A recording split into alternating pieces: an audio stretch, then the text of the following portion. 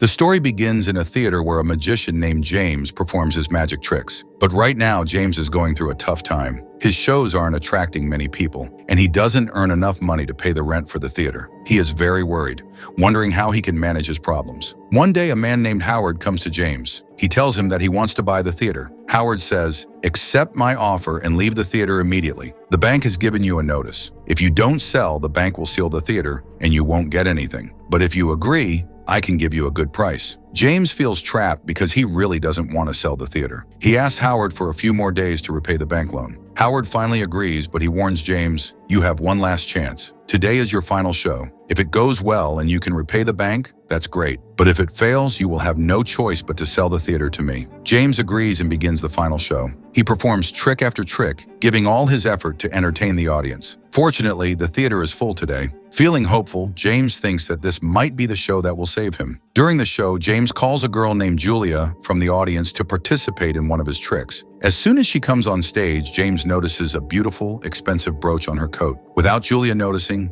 James quickly takes the brooch. His plan is to sell it later and use the money, along with the ticket sales, to repay the bank loan and save the theater. Next, James puts Julia into a wooden box to perform another magic trick. When he opens the box, it seems that Julia has disappeared. The audience is amazed, cheering and applauding the clever trick. However, Howard, who is also in the audience, has a magical ring. Using it, he secretly opens a hidden compartment inside the box and finds Julia. It turns out the box has two small compartments. When Julia goes into one, James opens the other and performs the trick. Everyone in the audience believed Julia had disappeared, but now they see the secret and they start laughing at James. Howard has ruined the show, and despite James's hard work, the performance is a flop. Later, James goes back to his room and looks at the stolen brooch, thinking that selling it could help him save the theater. But before he can do anything, Julia knocks on his door. She asks, "Did you see my brooch? It was on my coat when I came on stage, but now it's gone." James quickly lies, saying, "I haven't seen it. I have some important work, so I need to go," and rushes out. Julia realizes that James is lying. She becomes very angry and decides to teach him a lesson. Using her magic, she makes James disappear completely, leaving only his raincoat behind. From that moment, it seems like James has vanished from the world. The truth is that Julia is a witch. She had discovered that James stole her brooch, and when he lied to her, she got furious. That's why she used her magic to make James disappear. Now, about 86 years later, we see a boy named Jack at school. Jack comes from a normal family. He doesn't have many friends, and because of this, other kids often bully him. Jack has a crush on a girl named Kate, but here's the problem. Every boy in the school likes her. Jack feels like he doesn't stand a chance, yet he keeps trying, hoping that one day he and Kate might become friends. At the same school, there's another boy named Billy. He is Jack's best friend and has a similar situation. He is also bullied by classmates. They have a third friend, Olivia, who is the topper of the class. Olivia is extremely smart and confident. Today, the class had to give speeches, and Olivia chose the most difficult topic. As she speaks, most students fall asleep because her words are too advanced for them. Even the teacher, Mrs. Maratha, seems overwhelmed. But here's the twist. Mrs. Maratha has a secret. She keeps a magical bottle nearby and slowly extracts the knowledge and energy from the children to maintain her magic. She especially takes power from Olivia because Olivia is smarter than everyone else. Later, Jack goes home with Olivia and Billy. His mother, Mary, tells him, "Jack, you need to go to your grandmother's house for a few days. There's a problem I can't explain right now, but you have to stay there for a while." Jack understands. After his father passed away, Mary has been struggling to pay the EMIs for their house.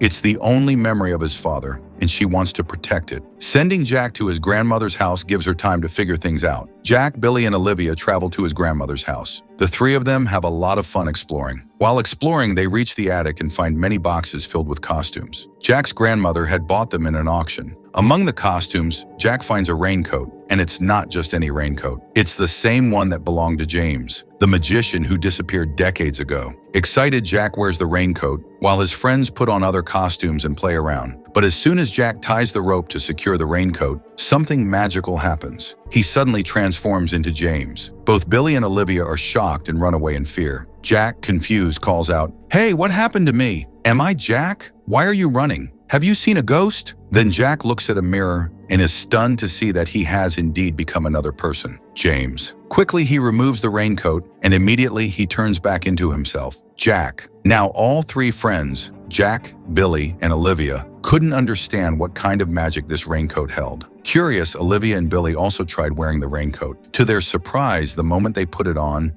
they too turned into James. And as soon as they took it off, they returned to their original forms. This made them realize something incredible. Julia, the witch, had used her magic to trap James inside his own raincoat. Whoever wore the coat would transform into James, and once removed, they would return to their true selves. The three friends looked at the raincoat very carefully, trying to find out whose it was and what exactly it could do. On the top of the coat, they noticed a name embroidered, James. They quickly searched for the name online and discovered that James was a famous magician who had mysteriously disappeared 86 years ago. His theater had been abandoned and closed ever since his sudden disappearance. Jack said, "Let's do something. We should go to that theater. Who knows, maybe we can find more magical things or raincoats there." Excited and curious, all three set out for the old theater. Fortunately, it was not far from their homes. But when they arrived, they saw that the theater had become completely ruined, a crumbling, abandoned building. As they explored, Billy noticed something strange, a mysterious creature lurking nearby. Before they could investigate further, a swarm of bats suddenly attacked them. Terrified, the three friends barely managed to escape with their lives and ran away from the theater. In the next scene, the creature goes to Mrs. Maratha and reports, "I have found the raincoat. 3 children went to the theater. They have it. I saw it with my own eyes." Hearing this, Mrs. Maratha was overjoyed. She had been searching for James's raincoat for 86 years, and now her dream was finally about to come true. She immediately ordered the creature, "Go! Find out where those children live. I want that raincoat at any cost." Meanwhile, back with the children, Billy playfully pretended to be James while walking ahead with his friends. Suddenly, he heard a voice. Water had fallen on the ground, and with its help, James was somehow trying to communicate. He spoke through the reflection of water, and the children listened carefully. James said, "Listen to me carefully. Help me. I have been trapped in this raincoat for 86 years. Only you 3 can free me. You must find the magician named Julia. She is the one who imprisoned me. Only she can release me." Before he could say anything more, a man cleaning the street wiped away the water, and James's voice disappeared along with it. The children realized 2 things. First, they must find Julia to free James, and second, Julia had imprisoned James 86 years ago. But now a big question remained. Could Julia still be alive after all this time, or had she passed away? It was up to Jack, Billy, and Olivia to find out. On the other side, Mrs. Maratha was extremely happy. She knew that very soon the raincoat would be hers, but why did she want it so badly? The truth was that the raincoat held powerful magic. With it, Maratha could regain her youth permanently. Until now, she had been stealing the knowledge and fitness of children to temporarily maintain her strength and vitality, but that was only a short-term solution. Without the raincoat, she would age like a normal person and die in a few years. Today was her last chance to get it and secure her life forever. Using her magical crystal ball, Maratha tried to locate the raincoat. The ball revealed that it was currently at Jack's grandmother's house. Determined, she sent a crow under her control to steal it. But the 3 friends, Jack, Billy, and Olivia, managed to retrieve the raincoat from the crow after a difficult struggle. Seeing her plan fail, Maratha became furious. She commanded her magical creature to go to the house and bring her the raincoat at any cost. The creature immediately set off to complete the task. Meanwhile, outside Mary's house, another magician, Howard, was waiting. Howard had paid a large sum to a lawyer to create a fake notice claiming that Mary's house must be vacated today or it would be sealed. Like he had wanted James's theater years ago, Howard wanted to take possession of Mary's house as well. But why? That would become clear soon. Back with the children, Jack was walking around wearing the raincoat and had turned into James. Suddenly, he saw Kate sitting with her friends. Jack wanted to talk to her, but he forgot. He was no longer himself. As James, Kate couldn't recognize him, and the situation was getting awkward. Olivia stepped in and said, "Hey, Dad, what are you doing here? Let's go home." She gently took Jack aside and removed the jacket, turning him back into his real self. At a distance, Billy watched the scene and thought to himself that he was a total coward. He didn't even have the courage to speak to Kate directly, but suddenly he ran forward and pretended to trip, falling on the ground and dropping all his books. Kate and Jack quickly bent down to help pick up the books. Seeing this, Kate finally recognized Jack as a student from her school. Jack finally gathered his courage. "Where were you going?" he asked. Kate smiled and said, "I was going to a party. My friends are organizing it tonight. If you want, you can come too." Jack's happiness knew no bounds. Not only did he get to talk to Kate, but she herself had invited him. Billy was also thrilled that their little plan had worked and that at least Jack had managed to talk to Kate. In the next scene, Howard was waiting outside Mary's house, planning to take control of it. As soon as Mary arrived, he showed her a fake notice. "Listen," he said, "I want to buy your house. I saw this notice saying that if the EMI isn't paid today, the bank will seal the house. I'm offering you double the original price. You'll benefit a lot." But Mary refused. "This house is the only memory I have of my husband," she said. "I came to the bank just last week to pay the EMI. How can they send me such a notice now? This is impossible." Jack arrived at that moment with his friends. To calm the situation, he put on the raincoat and turned into James. In a serious lawyer-like tone, he said, "Howard, you cannot take this house. According to the law, a house can only be sealed if the EMI is not paid. Since Mary is paying on time, this house cannot be taken from her." Meanwhile, Jack's friends quickly brought up documents and legal articles from the internet. Jack handed them to Howard and said, "Look, all the laws are written here. Take your time and read them carefully." Howard became furious. Now you might wonder why he recognized James after 86 years. Howard had met the original James long ago, and although his memory was faint, seeing Jack as James brought back anger and resentment. Unable to argue further, Howard stormed off. Jack and his friends were relieved that the situation was handled for now, but they still faced a big problem. They needed a lot of money to pay the remaining EMI. They were worried and unsure where the money would come from. Billy then came up with an idea. Using water, he tried to contact James through the raincoat. "You're a magician. Can't you just print money for us?" he asked hopefully. James's voice replied calmly, "I am a magician, not the owner of a bank. I am trapped too because of money. You must find Julia by any means. She is the only one who can help me." Hearing this, the three children felt frustrated and upset. They realized that their only way forward was to search for Julia. They spent hours researching her online, gathering clues about her life and whereabouts. Eventually, they discovered Julia's house nearby and decided to go there. But before they could reach her, Maratha's magical creature spotted them and immediately informed her. In an instant, Maratha appeared in front of the three children using her portal. With immense magical power, she tried to snatch the raincoat from them. The children struggled with all their strength to hold on to the raincoat, but it was impossible for them to match a powerful witch like Maratha. She forcefully took the raincoat and disappeared. Maratha tried to examine the raincoat to discover its secrets and the magic within, but Julia's powerful enchantments were still on it. No matter how hard she tried, she could not fully access or understand the magic inside the raincoat. Meanwhile, Jack and the others reached Julia's house. Although Julia is about 80 years old, she looks startlingly young. Her face and posture are the same as they must have been decades ago. The three friends cannot believe it. Is she immortal? Julia explains calmly, "I am a magician. With mantras, I can slow or speed my aging. But living like this is a curse. You stay frozen at one age while your children and loved ones grow old and die before you. It's lonely and painful." She lowers her head. "I have regretted what I did to James for 86 years. I wish I had never trapped him in that raincoat. I tried to take back my mantras and undo the spell, but the curse works in a cycle of 86 years. Today is the last day of this cycle. If I cannot break the spell today, James will remain trapped for another 86 years. The children are stunned. They tell Julia, "We had the raincoat earlier, but we lost it. Don't worry, we will get it back and bring it to you." Julia nods, grateful but anxious. They start making plans. Olivia says, "Maratha is my class teacher. Maybe she's at the school." So all three hurry to the school to look for her. Back at Maratha's place, she is frantically searching through her books for a way to break Julia's enchantment and learn the raincoat's secret.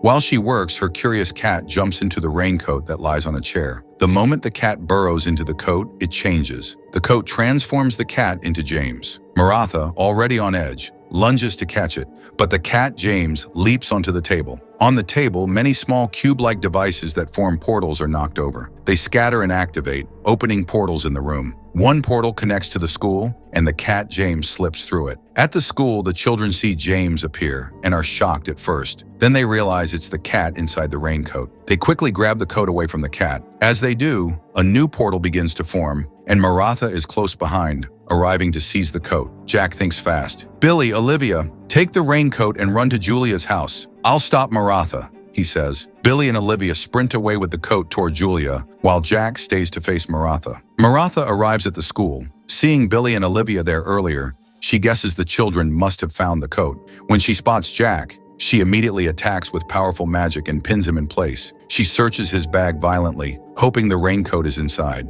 When she finds nothing, she growls, "Tell me where the raincoat is, now. If you don't, I'll make you disappear in 2 minutes." Jack refuses to tell. The standoff hangs in the air as Maratha glares, brimming with anger.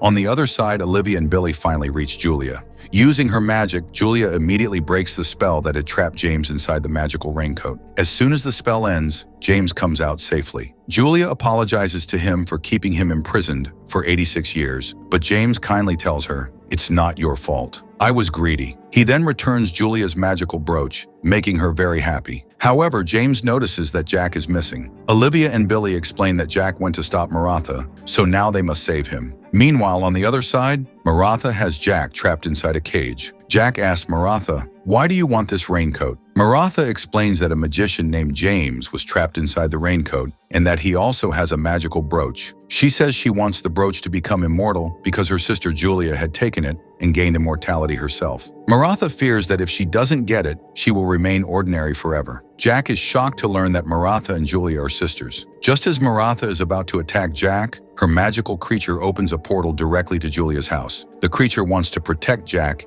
and turns against Maratha. Julia arrives and speaks to Maratha. "Please forgive me. I made a big mistake by taking your brooch, but now I want to give it back." Maratha is surprised. She expected Julia to still see her as an enemy, but Julia's heart has changed. Moved by her sister's honesty, Maratha releases Jack, forgives Julia, and takes back the brooch. Instantly, Maratha becomes young and immortal, and the long-standing hatred between the sisters ends. But the story isn't over yet. Howard appears to Mary and says, "Last time you tricked me with a fake lawyer, but today I won't be fooled. You will have to sell me this house." Just then, Jack, Julia, Maratha, and the others arrive. Julia and Maratha confront him, but Howard calmly says, "You're too late. Mary already sold me the house," and disappears with her. Jack is confused and asks, "Who is Howard? And what does he want?" Julia explains that Howard wants to perform a powerful and dangerous satanic spell that can only be used once in 100 years. The spell requires 3 special locations, and Howard can only use it if the owners willingly give him all 3. This is why he forced James to sell the theater and Mary to sell her house. They realize that Howard's office could be the 3rd location. When Julia combines all 3 places, they discover the exact spot where Howard plans to use the spell. Everyone rushes there and finds Howard with Mary. Julia and Maratha try to attack him, but Howard's magic ring makes him immune. As he begins the spell, strange magical smoke rises. Howard announces, "I need someone who will willingly enter this smoke. Whoever does, I will grant their wish." James immediately volunteers, but James, being clever, secretly steals Howard's magic ring and gives it to Julia. Using the ring, Julia and Maratha trap Howard inside the smoke, finally defeating him. James's clever plan saves everyone, including Mary. Everyone celebrates. The 2 sisters are united, James is finally free after 86 years, and Mary no longer worries about the fake notice regarding Jack's house. In the last scene, Jack goes to Kate's party, where she is overjoyed to see him. The movie ends happily, showing that good always triumphs over evil.